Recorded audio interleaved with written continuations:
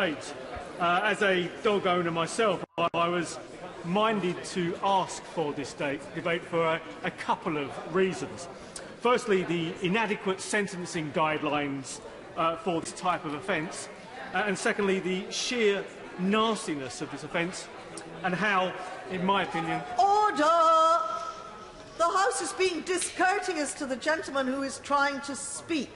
Sir. Thank you, Madam Deputy Speaker. The second reason why I am pleased to bring this debate before the House is because of the sheer nastiness of this offence and how it actually needs clamping down far more than is currently the situation.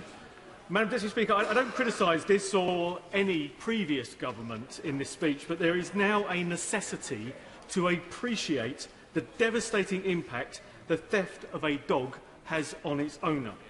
This emotional impact overrides the financial loss, but our court systems are too often geared up to deal with these thefts simply as some form of property crime. The theft of a dog is a particularly nasty offence because sometimes dogs are targeted because of their monetary value, but very often it can be to allow for grief-stricken owners to put up reward posters in the area which are then claimed by the actual perpetrator.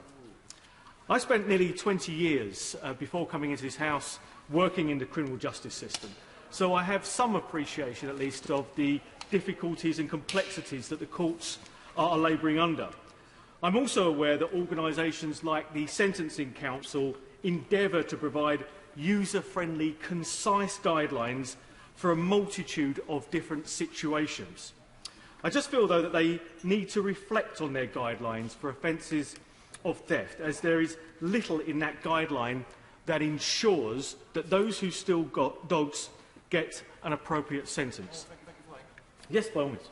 Thank my friend for giving way, and I congratulate you on securing this debate. I think one of the main points about this whole area of dog theft, but also a similar debate that we had in Westminster Hall a few months ago, sponsored by the member for Sherwood.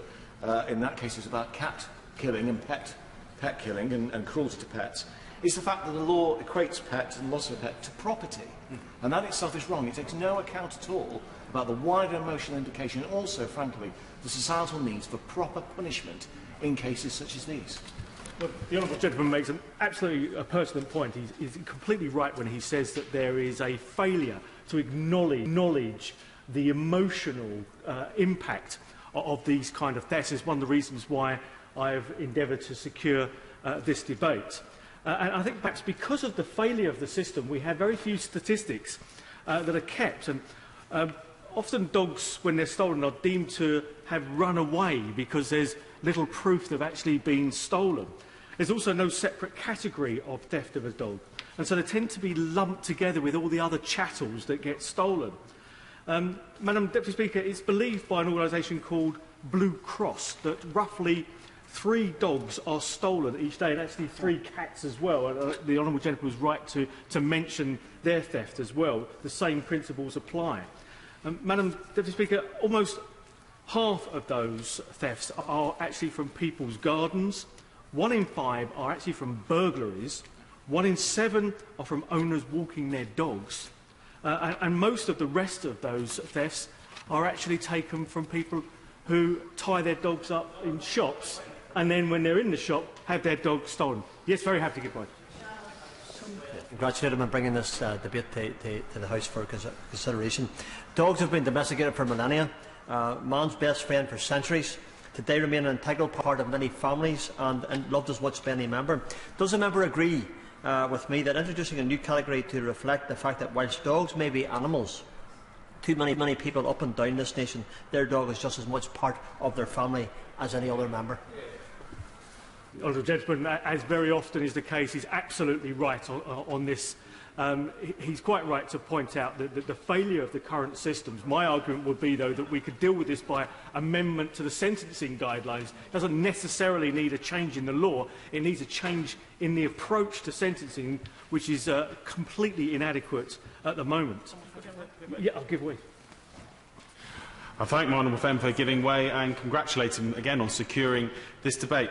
Would you agree with me, and again reinforcing the points just made by the honourable member for Strangford, is that Well, too often people are being sentenced as if they'd nicked a garden gnome or a TV or a video that could easily be replaced by buying another one. Actually, the theft of a dog is actually stealing part of the family, and therefore the sentences should really reflect the impact it has, far beyond the impact of stealing a TV that can easily be replaced. The honourable gentleman is absolutely right, and this is, I think, why this debate does generate a fair amount of passion, because of the pain that it imposes on people who go through the loss of, if you like, a quasi-member of their own family. Thank the Honourable for giving way. He's been most generous in allowing me a second intervention. The Honourable gentleman just mentioned about burglary and how pets are stolen in a burglary. Perhaps the courts could consider a case of aggravated burglary, an offence of that nature, for when there is a pet involved in the crime. It's a very interesting point. It should certainly be an aggravating feature of the offence of theft. And unfortunately, at the moment, that is not the case according to the Sentencing Council's guidelines. And that is what is missing. It's quite right. Sometimes these dogs are stolen in burglaries. They're stolen for a multitude of different reasons. They're stolen for fighting. They're stolen for ransom, as I've mentioned, for breeding, and also for selling on.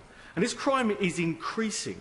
And the emotional impact it has on both the owner and the dogs is immeasurable. I think anybody who's had their dog stolen from them will be able to tell you just how painful an experience it is for both the owner and, of course, for the animal itself. Yet penalties, I fear, will now be reduced rather than increased.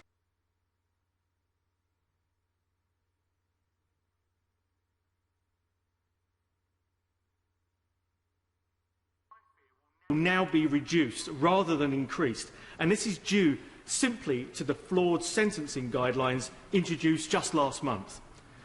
Theft sentencing is split, Madam Deputy Speaker, into three categories of high, medium and lesser culpability under the guidelines that I've mentioned. These are defined by specific characteristics. However, none of these characteristics include anything that would normally apply for the theft of a dog. And this forms the very starting point for sentencing. The guidelines then go on, and they look at the harm caused, which does itself cover emotional distress to the victim, but primarily is assessed by the financial loss to the victim. And this cannot be the right approach. Yes, Bones. The honourable gentleman for giving way. I must apologise for coming to the debate late. I was caught out by the previous votes. But I will say to him, I think what is so important in this is when he mentions the emotional impact of a theft that a dog has. For those of us who love dogs and have owned dogs all their life, we know how terrible it is when we have to say goodbye to one, and to lose one in circumstances where we don't know what happened to them, where they're part of a criminal gang or part of fighting. It's a terrible thing, and I think would he agree that the emotional impact should be reflected in the sentences for people who've stolen dogs? Yes, I certainly do agree completely with everything that the honourable gentleman has said. It is one of those offences that simply is not capable at all in the guidelines. Now, emotional loss to somebody is not just actually in dog thefts, other animals, but also other personal items. If you steal photographs belonging to the family members that have now passed away, they are not properly taken into account when the courts are actually sentencing offenders. And it's quite literally the case that the courts cannot place dog thefts into the top half of offending categories unless it happens to be the case that the dog has a high monetary value. And that is not always the case. It means that there is a greater chance of prison for the theft of a pedigree than the theft of a mongrel. That is the situation that we're currently in, and this approach completely fails to understand the nature of dog theft. The impact an offence like this has on the victim is not even mentioned, to set it in the list of aggravating features that the court should take into account. And so dog theft is now seen as an easy way of making money with little chance of a prison sentence being imposed on the offender. In fact, due to the current guidelines, it is very difficult at all for a court to imprison someone for the theft of a dog worth less in monetary terms than £500. And so it's no wonder that these offences are on the increase. I fully accept, Madam Deputy Speaker, that the Sentencing Council cannot cater for every type of theft and that they have an extremely difficult job. but there needs to be a greater appreciation of the emotional impact that an offence can have on an individual. Would Honourable Friend give way? But by all means. Yeah, thank you, Madam Deputy Speaker. And I do applaud the honourable member for bringing this debate. I'm both a dog owner and I've been a magistrate for some 10 years, and can very much appreciate that. I've never actually seen a dog theft in my years as magistrate, which is to the good, but I could very much imagine the anguish that this would cause. And I'm just from memory, the sentencing ban for a low-level theft would be probably from conditional discharge to fine, and perhaps in extremis a low-level community order.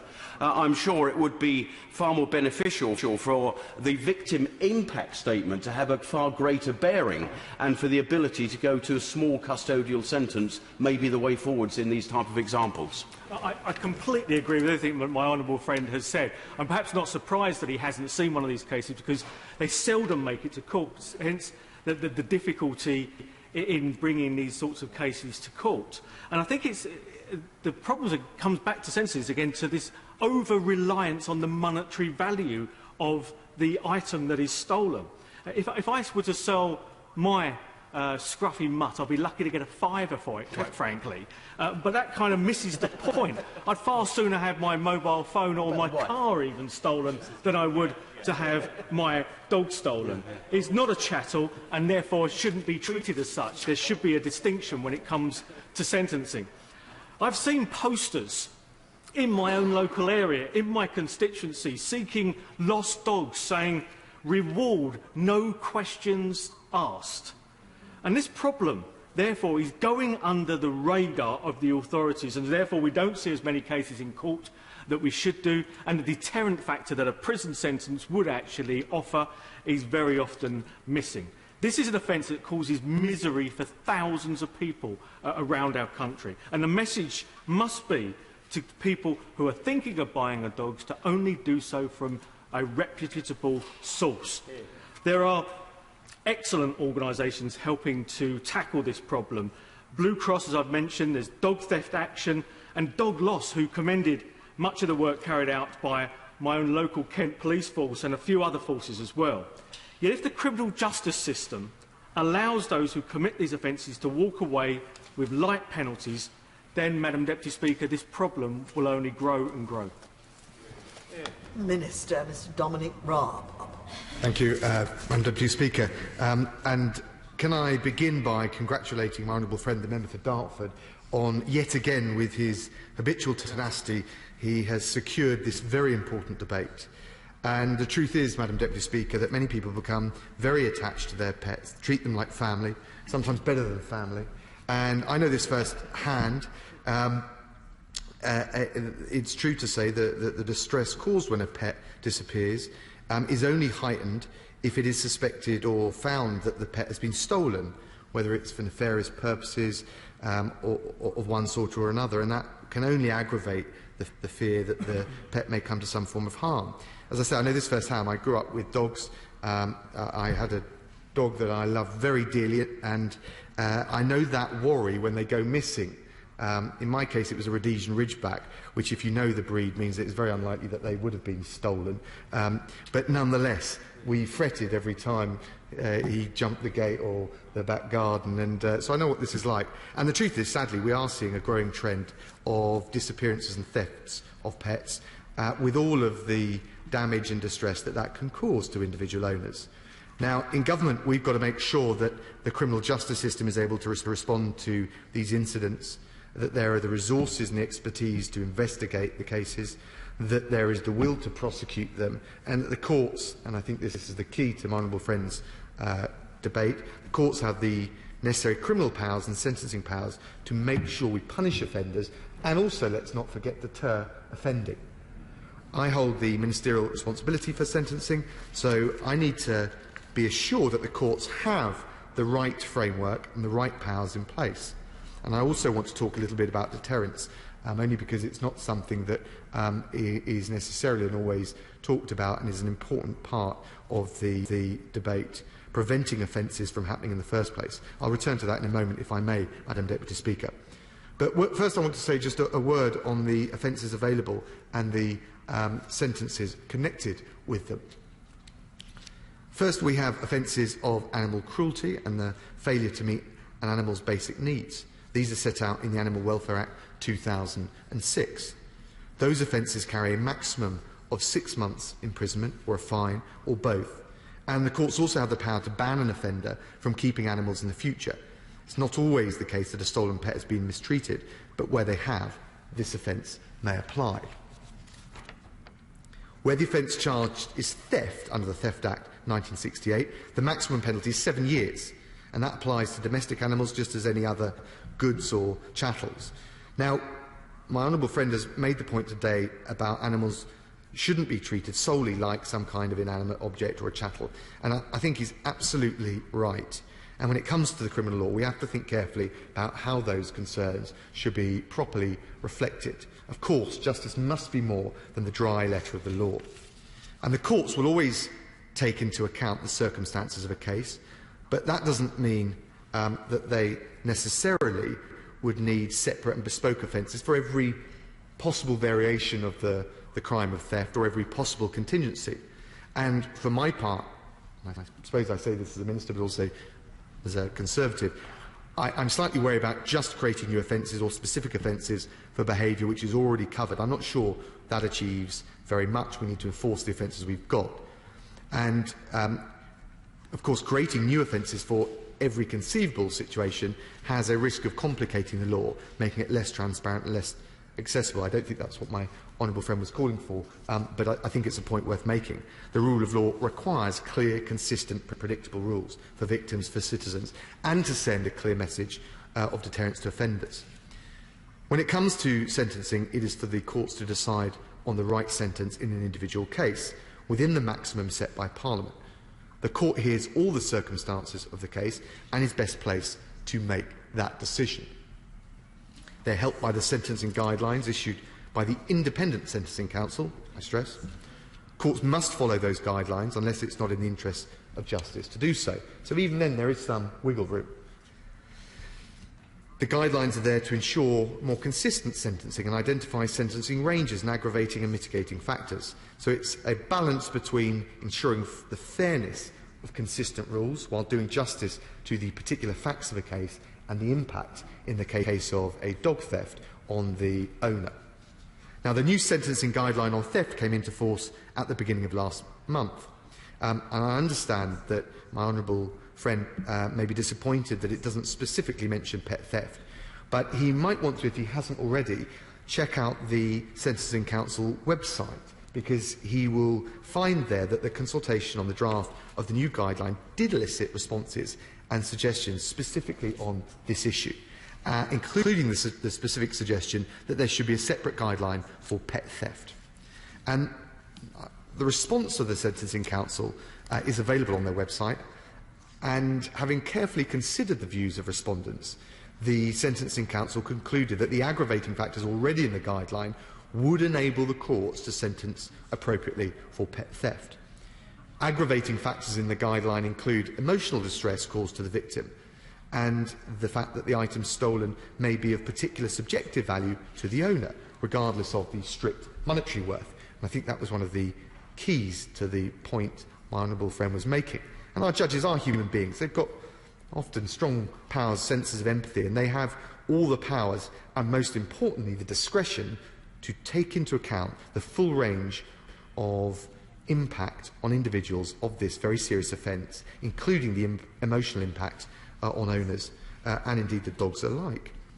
The guideline mentions the following aggravating factors: that the offender is acting as part of a group or a gang, so there's an organised crime element to it, where there's significant planning of the offence, where the goods are stolen to order. That, again, is another dimension to this set of crimes. These are all factors which, unfortunately, are often present in offences where a dog has been stolen.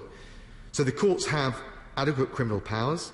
I believe, Madam Deputy Speaker, they have adequate sentencing powers at their disposal, and recent and substantial guidance to help them reach a balanced, proportionate and consistent sentencing decisions. Of course, all the while taking into account all the facts of the case.